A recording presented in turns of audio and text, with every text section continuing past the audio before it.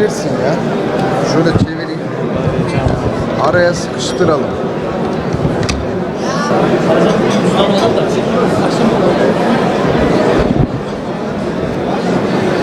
Sizde İbrahim Yumaklı, Dışişleri Bakan Yardımcısı Büyükelçi Sayın Musa Kulaklıkaya, saygıdeğer misafirlerimiz, kıymetli büyükelçiler, askeri ateşeleri, muhterem hanımefendiler, beyefendiler.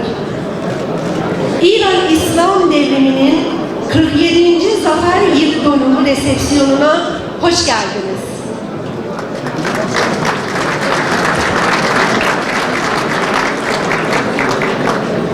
Programımız İran İslam Cumhuriyeti ve Türkiye Cumhuriyeti milli marşları ile başlayacaktır.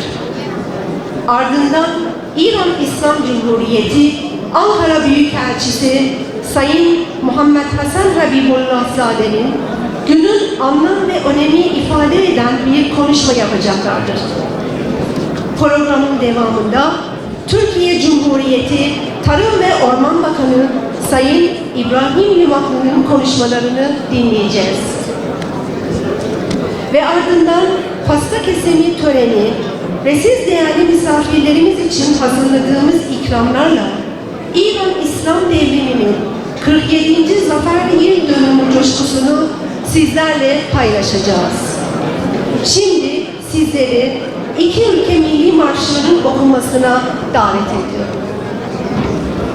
Milli gününü hükümetimiz ve Türk milleti adına en